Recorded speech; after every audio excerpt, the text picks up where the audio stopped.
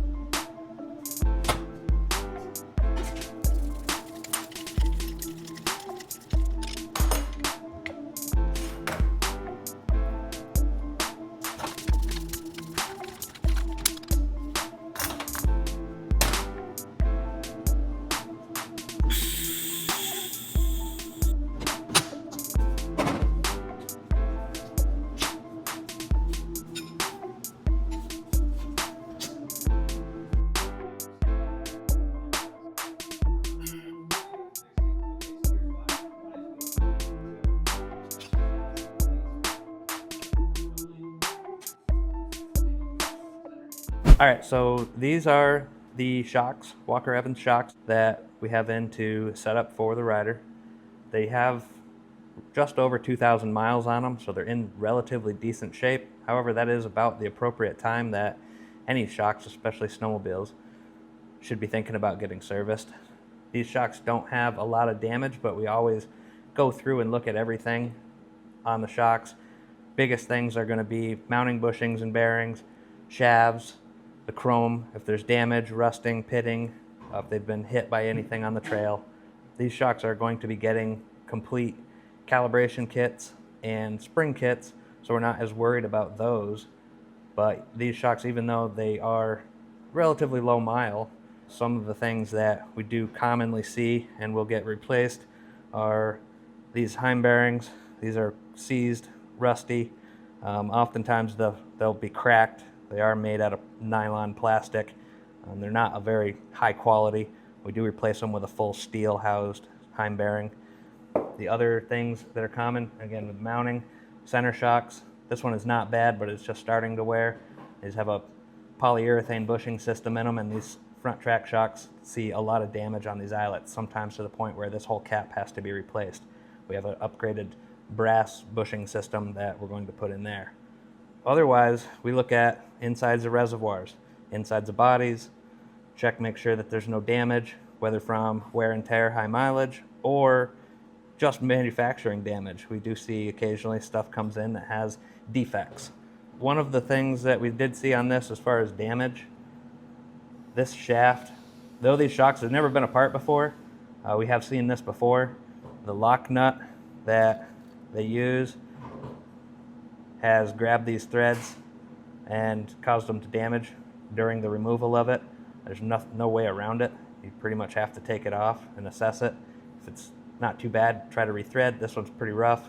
This will most likely get a new shaft put into it just to not have that bad spot there and risk the issue of possibly losing a valve stack inside of a shock during use, which would be catastrophic. For the most part, these shocks are in very good condition, don't need many additional parts other than the basic service fluid, seals, and then the upgrade parts that the customer is opting to have us install just to improve the ride quality.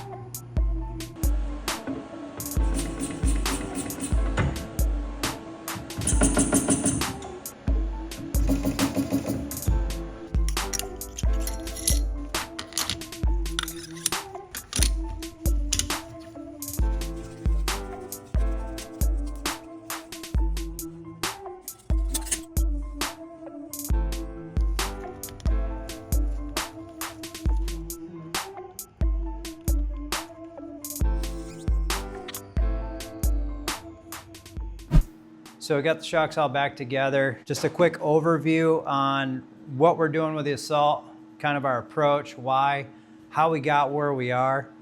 Basically, if you have an Assault ripping bumps, you may notice like you get some kick in the back, or sometimes the ride, when you want it to feel soft, it's harsh, or you want it to feel firm, it's too soft. So, and then of course the kick. The kick is a big thing. We did find that the lighter we went in calibration on the suspension, the sled rode really, really well. It handled well, smooth riding, had fun rip appeal to it. The issue was we ran into bottoming issues because we softened it up, so it'd be more live feel.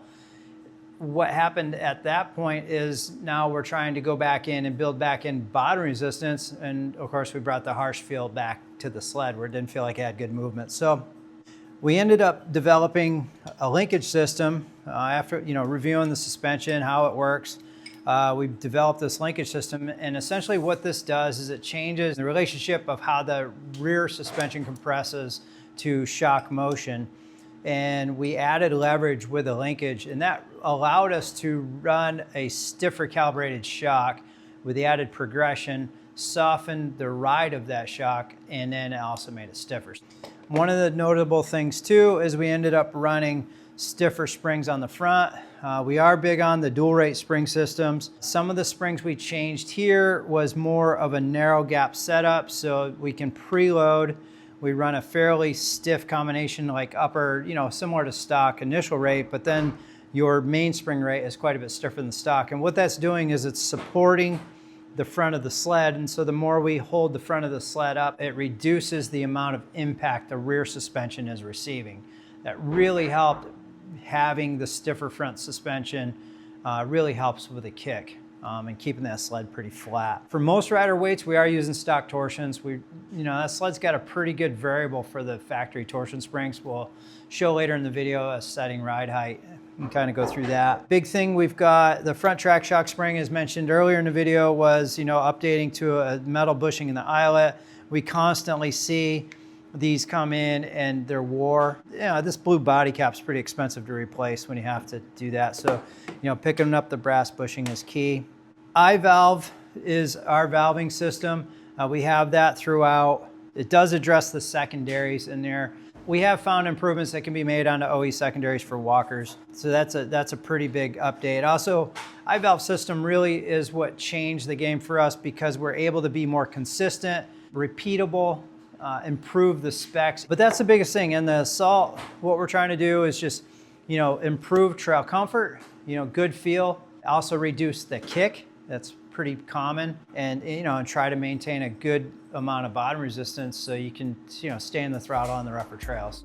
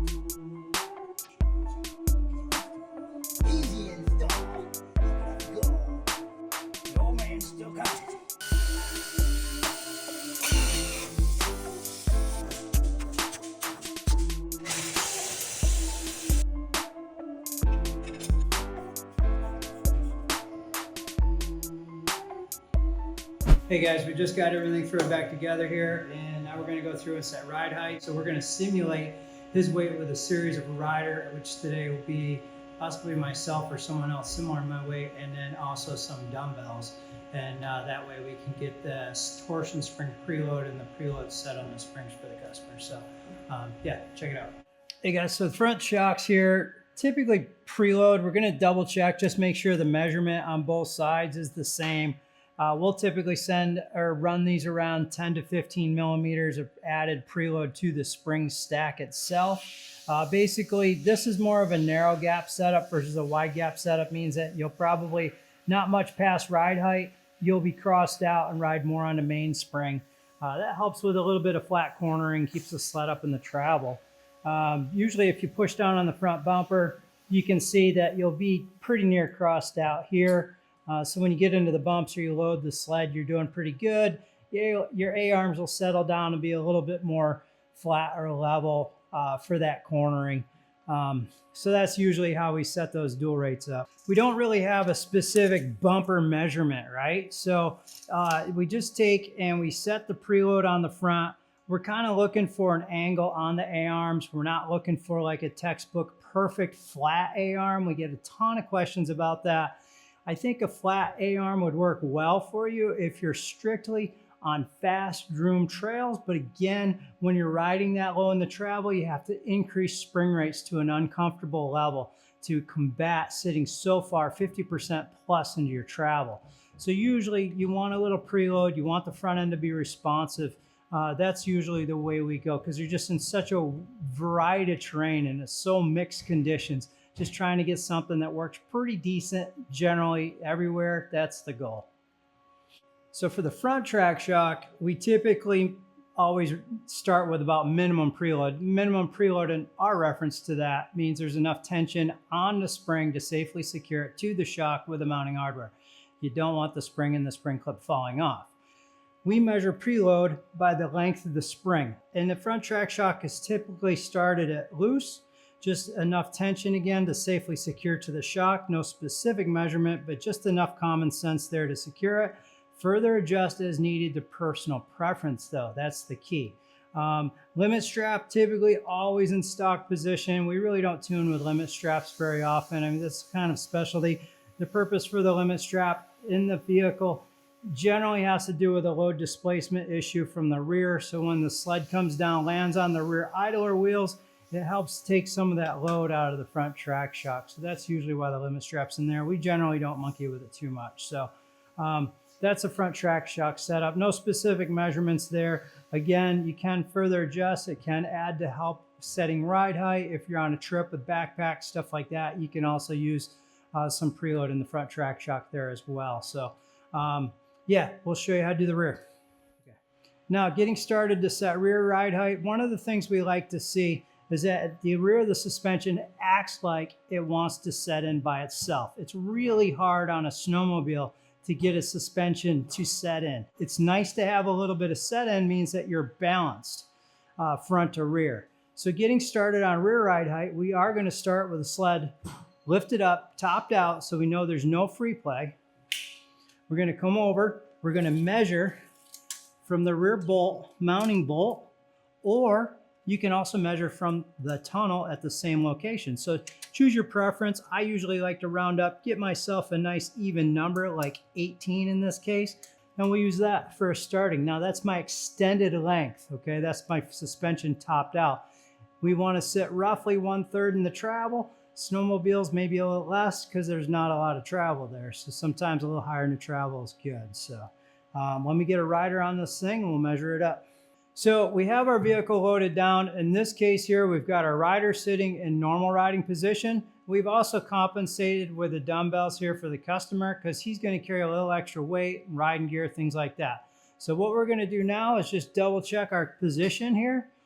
Seems pretty neutral. Now we're going to come back here and we're going to measure again where that rear arm bolt is, and we're dropping in about 2 1/4 inches. So in this case, he's got room to adjust his torsion spring preload if he wants to go up or down. Remember, all of the ride height settings are only generic starting point. They're not the cause of the problem. They're not the resolve of the problem. It's a starting point. You can add preload. You can reduce preload. You can further adjust as needed. But what we're looking for is just a general starting point to get you out on the trail, get you going, and then that way you can advance your setup from there. There you have it, folks. Just finished up on the Assault. Everything was in good condition, so we just did a basic rebuild. And for performance parts, we ended up going with an I-valve all the way around, as well as spring kits on the front, as well as the front track shock. He also went with the linkage, so we got him calibrated for a linkage. If you want to get your sled ready for the season, just contact us. Link's gonna be down below, info@hygearsuspension.com. Thanks for watching.